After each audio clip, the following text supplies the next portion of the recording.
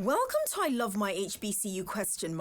The podcast where we express our undeniable love for HBCUs, but where we are also not afraid to address a few tough questions. So, sit back, learn a little, love a lot, and rep your HBCU.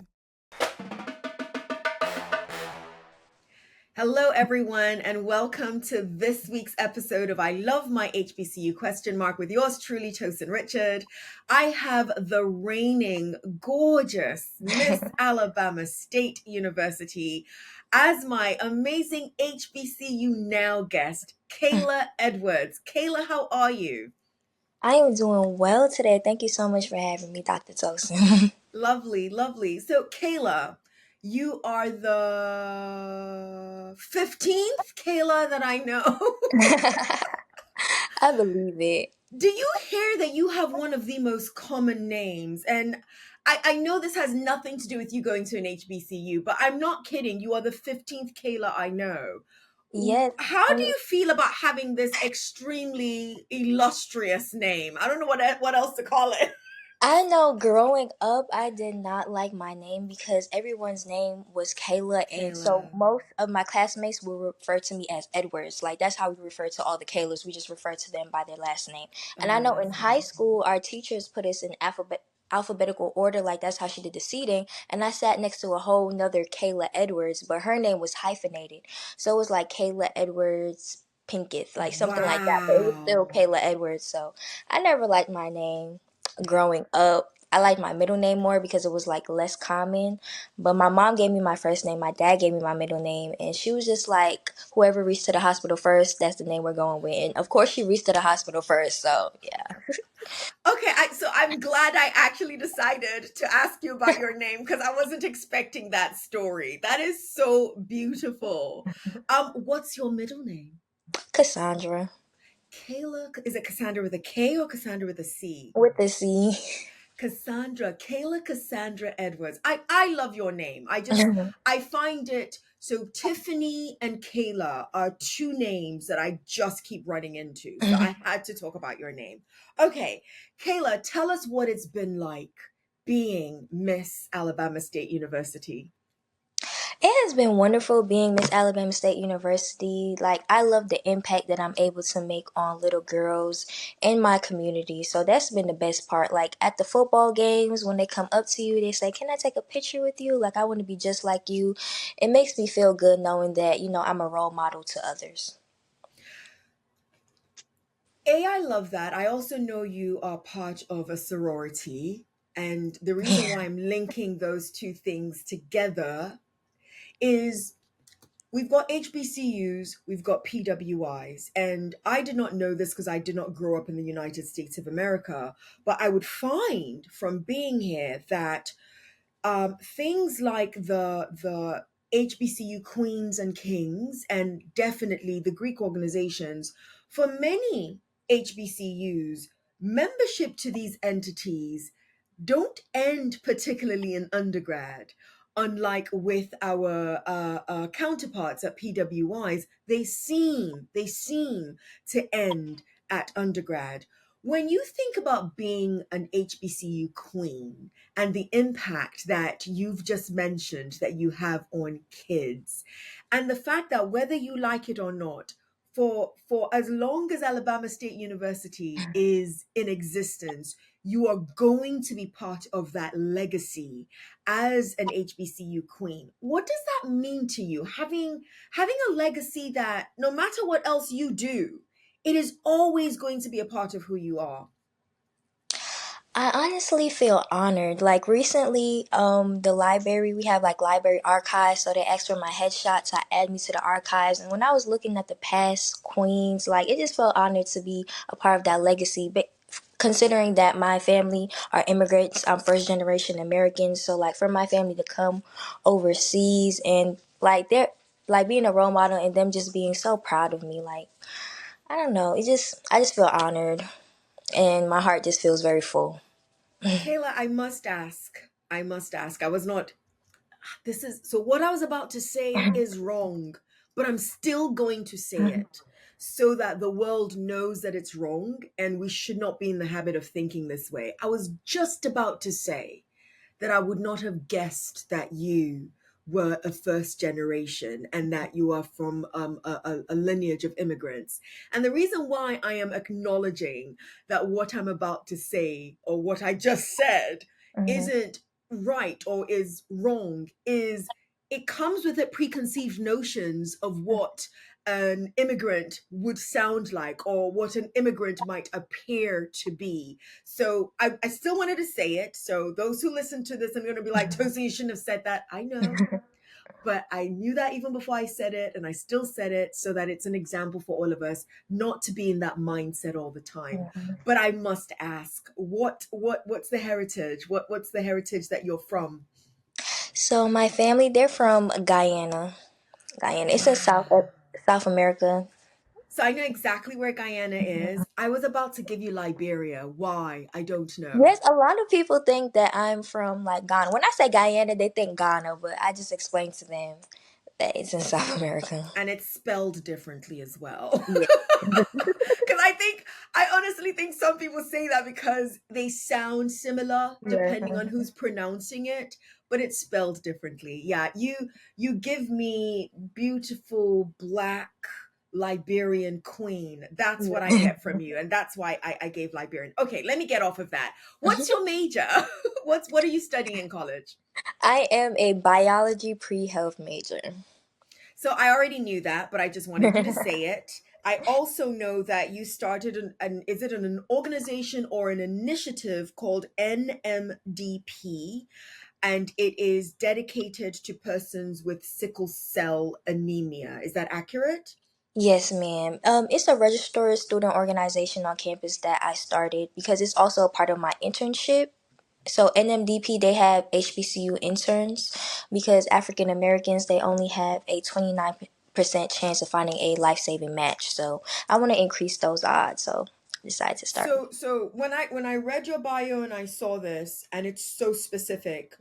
Typically when we hear about health initiatives on different campuses, sickle cell is not normally one that I see listed. So my eyes immediately went to that. Is it because you have knowledge of persons with sickle cell, or because of the academic and career focus that you plan on going into as a doctor, as an OBGYN someday? It would be both. I know growing up in New York, I had two friends who suffered from sickle cell and they will always miss school. They will always be in pain. So it hit close to home when I found out about that internship. So I just decided to join it because it's something that I'm passionate about, helping others. I love it. I love it. Okay, Kayla, if you are familiar with our podcast, you should know what's about to happen. Do you know what's about to happen?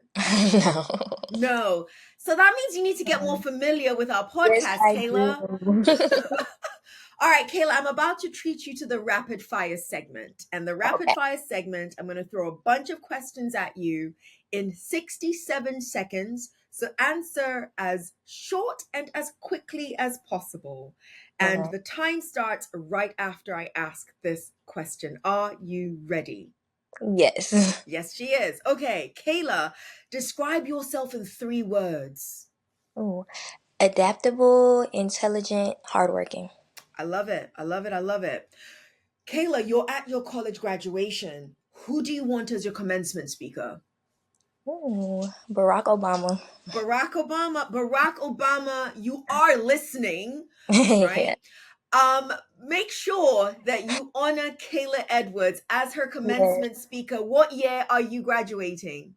I'm graduating this year in spring. May Yeah. 2020. It's a bit close, but Yeah. May 2024, Barack Obama. Okay, Tosin, stop eating up her time. Okay, what's your best meal at your HBCU? Fried Fish Friday. I like it. Not the Chicken Wednesdays, but the Fried Fish Friday. What's your unpopular opinion about HBCUs? Ooh, that's a hard one. HBCUs are not for the weak.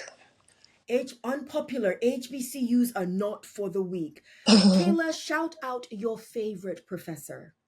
My favorite professor, ooh, I would say Dr. Barnett Dr. Physics one. Barnett. Mhm. What does Dr. Barnett teach? Physics one. Physics 1. Okay. I was just told that the time is up, but Oh. if you're familiar, you know I always take the liberty to ask one more question. And this is the question I told myself I was going to throw at you just because. Mhm.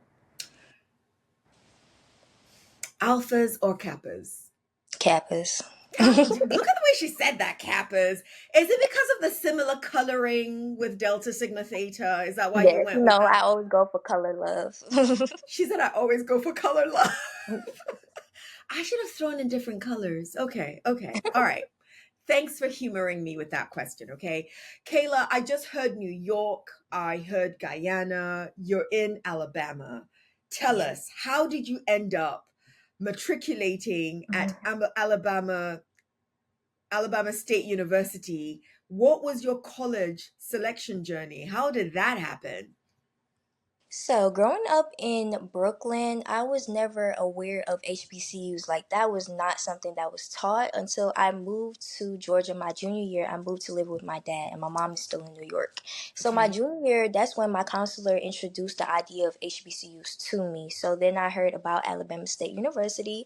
I decided to look it up, and I saw that we have like HoneyBeez, and I saw that HoneyBeez had their own show on Snapchat, and I said, "Oh, I want to go to that school. It's popping."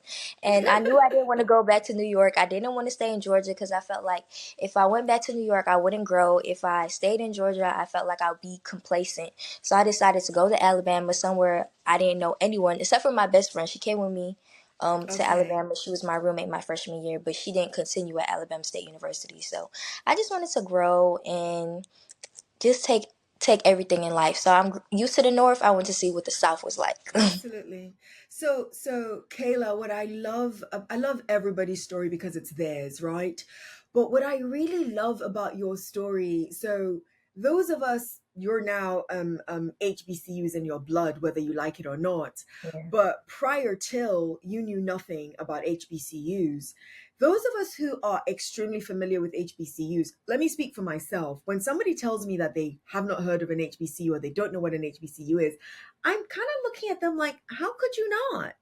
Mhm. But listening to you tells me there's still value in us talking about HBCUs over and over and over again, because there's going to be a Kayla Edwards who is graduating from high school this year or the next, who's never heard of HBCUs, and it might be the perfect match for that person. It doesn't mean a PWI won't be good for them either, but the option, knowing that the option is there, actually brings music to my ears to hear that it's not because you knew about all these HBCUs and you happened to pick this one.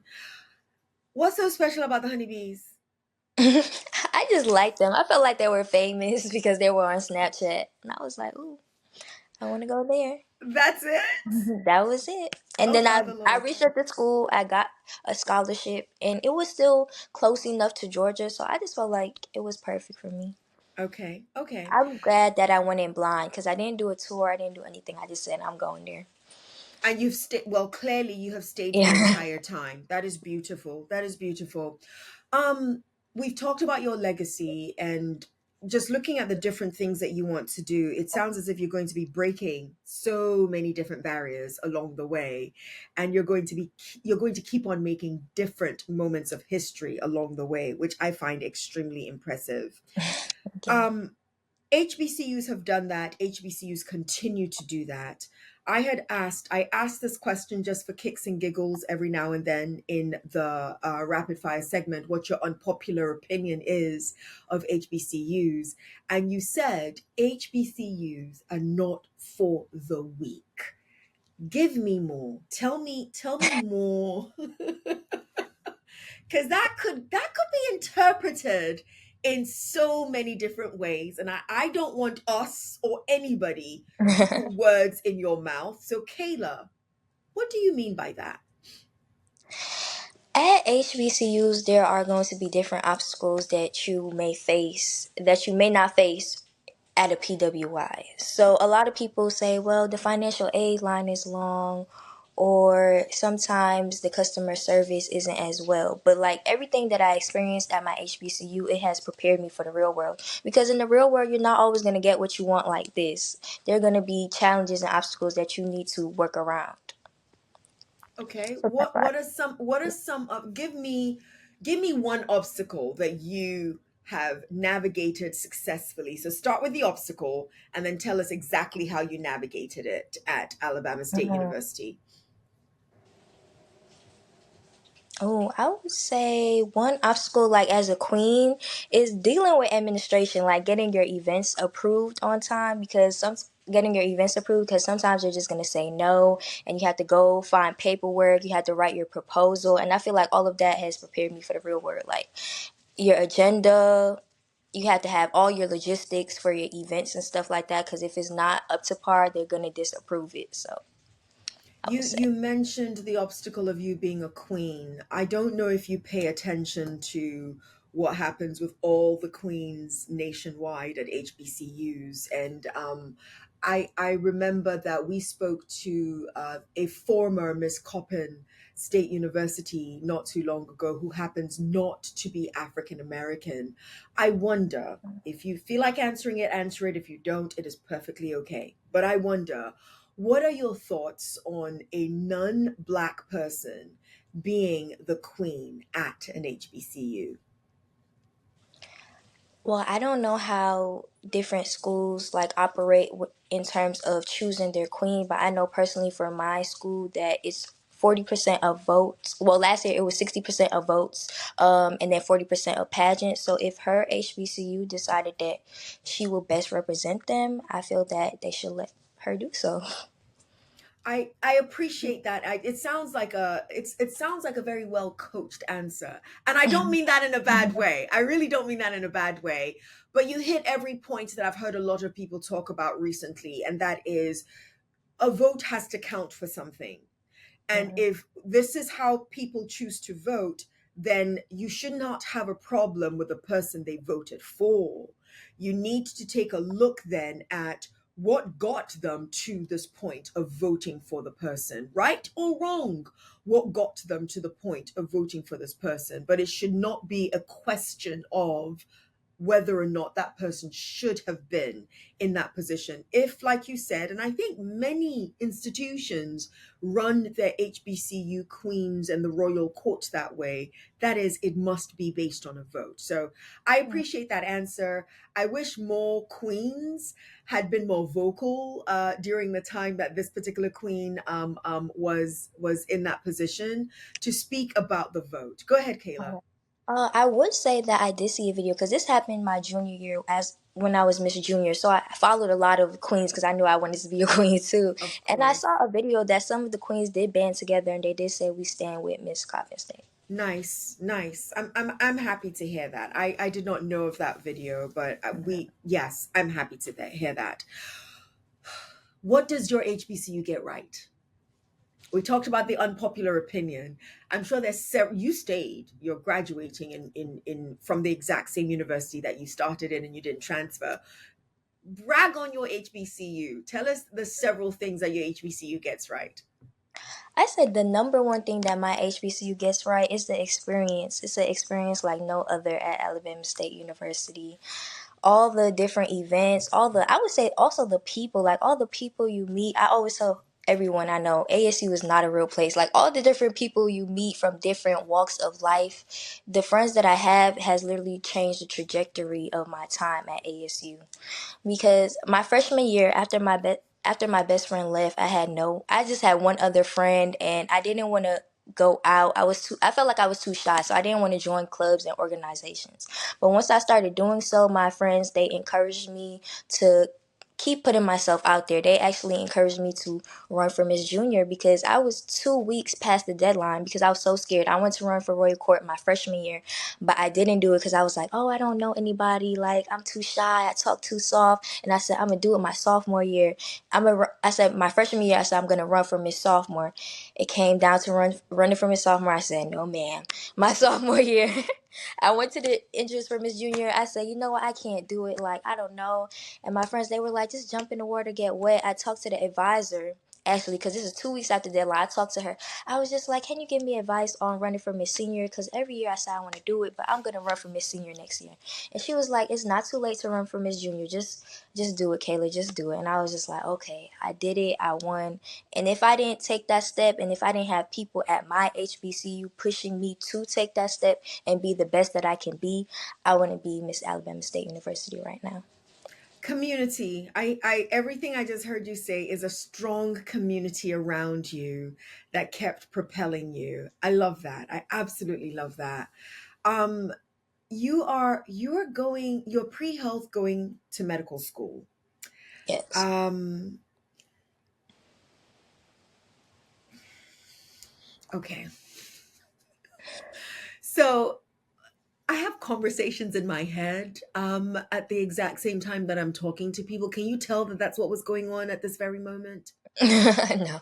No? Okay. She's being kind, guys. She's just being kind because I felt a whole conversation happen in my head and I still have not even said what I was going to say to you. Let me bring you into my head for 0.2 seconds. I said all of that, and I was about to have you tell us what your challenges have been on your journey to medical school because it's if you say HBCUs are not for the weak, I actually personally don't think your major, i.e., pre-health and going into medical school, is for the weak either. And the whole conversation that I had in my head is hearing my social scientists and my behavioral scientists say, well, Dr. Tosin, our majors are not all majors are created equal, and not all majors are as hard or as challenging as other majors.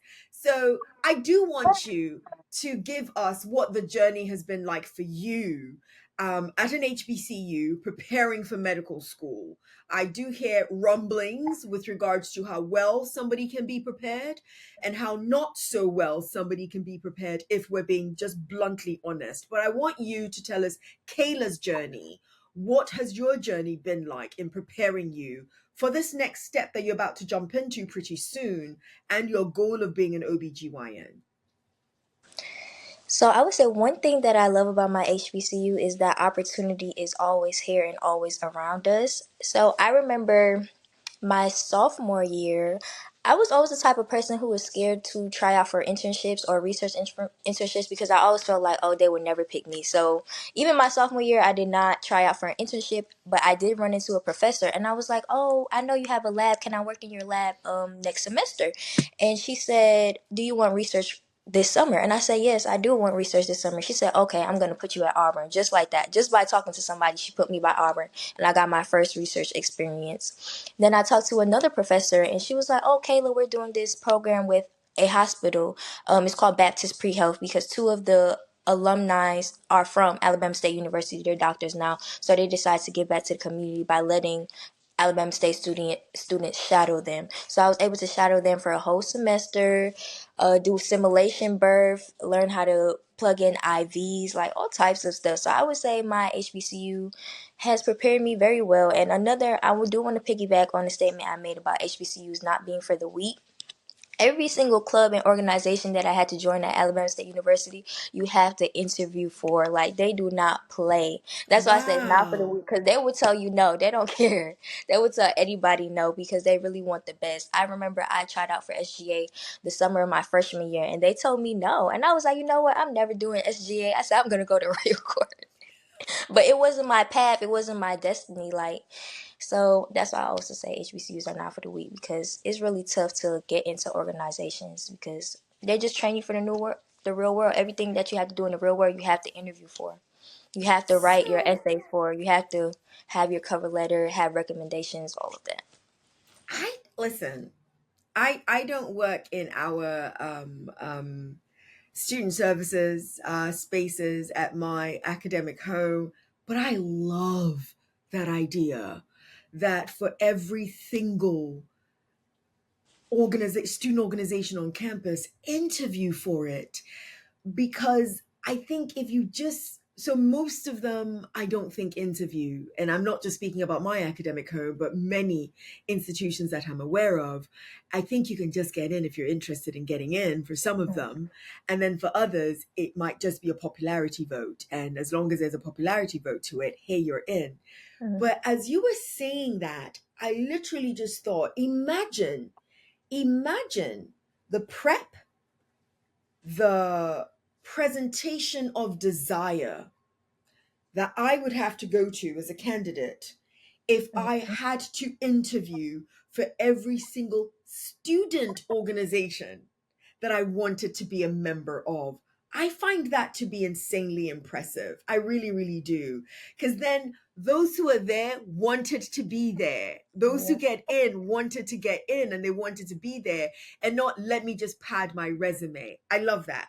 Something else that I heard you say that I'm hoping, so whenever this, for me, this podcast really, it's my love letter to HBCU students. Even when HBCU alum come on, it's for HBCU students to get as many gems as possible that is going to help them while they're in college, but even beyond college.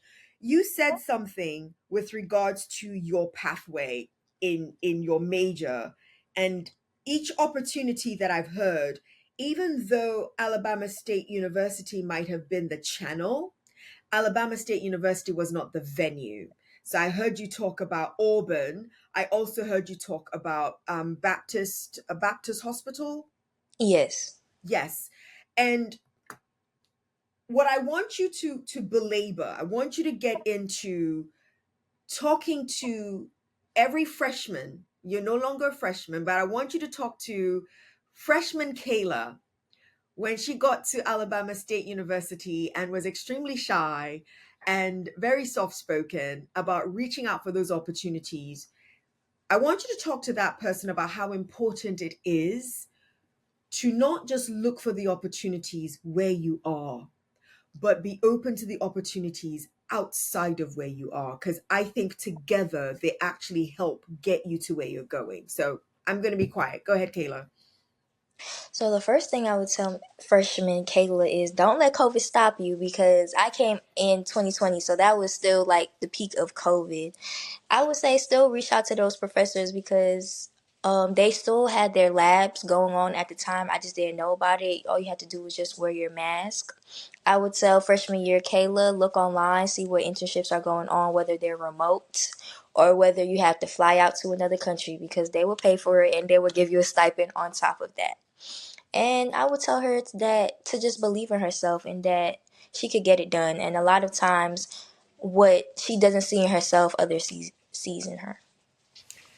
I love those three. I absolutely love those three. Don't let the environment stop you. That's what I'm getting from the don't let COVID stop you. Yeah. Don't let the environment stop you.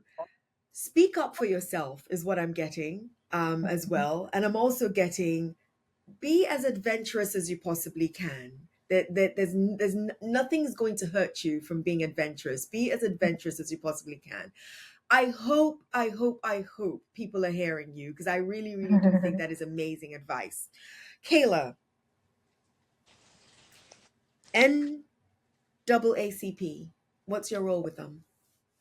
So currently, I am just a general body member because I have a lot of tasks with Miss Alabama State University. So I had to let go of some of my positions in organizations because it's only for a year anyway. So currently, I'm just a general body member. So whenever they have an event, I just come, I help them out. But I am partnering up with them very soon with my NMDP internship. Absolutely. So I asked you that because, as you know, 2024 is an election year. Whether we Yeah. like it or not, it's an election year. And I know your area is health.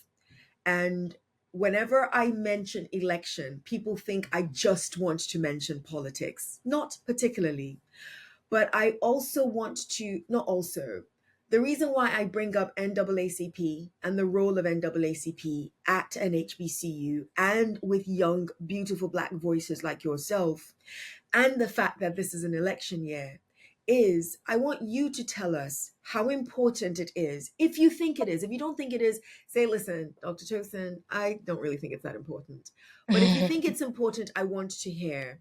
If you think it's important that young Black voices should pay attention to, I'm going to put politics in quotes, but really speak on policies that are going to affect them with regards to their health or anything else that matters, that whether we like it or not, is involved with politics. And if you can, how should that impact their vote in any way?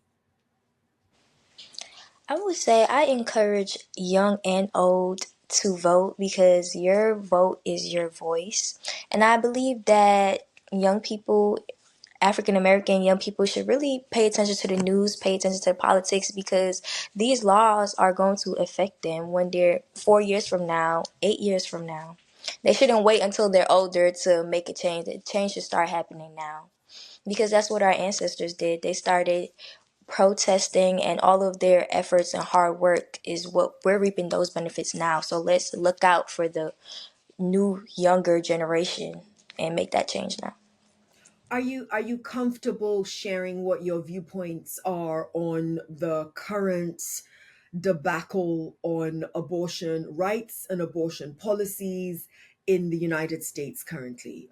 Are you open to discussing that? You're going to be an OBGYN, so you Yeah. have to kind of be open to talking about that. Yes, we can talk about it. I'm glad Okay. you actually brought that up. So, I would say for me personally, growing up, I grew up religious, so they always say no against abortion. But my mom always told me that God gives everybody a choice, and you cannot take someone's choice away, whether you agree with it or not. So, that's my stand. You should not take away women's rights, whether you agree or not. I don't feel that anyone should like play that role as God, because at the end of the day, He gives us free will for a reason, because He wants us to make that decision on our own.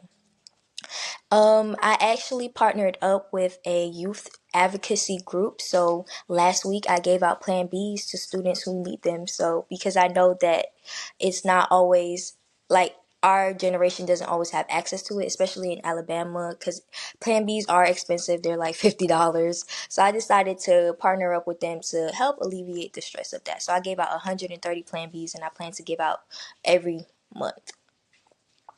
Wow. Wow. Wow. Okay, Kayla. Okay, Kayla. Okay, Kayla. I think anyone that gets lucky to have you as an OBGYN someday, your manner, at least the Kayla we are getting to see today, would be lucky. That person would be lucky. Kayla, I want you to finish this sentence for me. Should I go with 10? Should I go with 5? I think I know what her answer is going to be, but let's go for it anyway. Okay. Finish the sentence. In 10 years, or pick 5 if you want. In Okay. 5 or 10 years, I will own a nonprofit. I was wrong. In the answer that I gave myself of you in my head, I was wrong. Thank you for making me wrong. I like that. I really do. What's the nonprofit going to be on? I don't know specifically, but I do know I have a passion for mentoring youth. So I I love wanted to that. deal with something like that, Something mentoring. along, yes, the Yeah, the youth are our line. future, so Mhm. absolutely, absolutely. Kayla, I have had an amazing time conversing with you today. I really, really have. But I've got 2 more things I'd like to throw at you. And the first one, of course, is for you to share with us if there's anything that we have not covered that you would want the world to know about you, the HBCU question mark world who will be listening to this podcast. What would you want them to know? Mm, I would want them to know that my HBCU, like everything that you see now, like you said, my mannerism, like how I carry myself, I got that from my HBCU. Every single year, all those experiences that I've gone through here, it has shaped me. All the mentors, all the people who took me under their wing has given you this Kayla that you are today. That's why I decided to be Miss Alabama State University, because my HBCU has poured so much into me and I need to pour back into it. I And love I that. encourage everyone who's an HBCU alum to pour back into your HBCU, donate, talk to the students, connect with them, give them scholarships. Yeah. I like the fact that you threw that one at the end. Give them scholarships. Give them No scholarships. That loan after college is not for the faint of heart. So scholarship. give them scholarships. Give them scholarships. Kayla, in one word or short phrase, just to bring this all to a beautiful close, why do you, Kayla Edwards, love HBCUs? Hmm. I love HBCUs because of the experience. I know I keep on saying that, but it's because of the experience and the people. Okay, experience, people, and the rich history. Yes, I'm gonna leave it like that. Experience, Experience, people. people, rich history. I Yes. love it. I'm going to take it. Kayla, it has been absolutely amazing listening to your insight that you've shared with us this morning. It really, really Thank you. has. So, to everybody else, however, who tuned in to see Kayla Edwards, Miss Alabama State University, on this episode of I Love My HBCU question mark. I know I've enjoyed this conversation. I hope you have too. I I have. hope you're going to go ahead and like this episode. And for those who are not subscribed already, go ahead and subscribe on our YouTube and everywhere where you get your podcasts.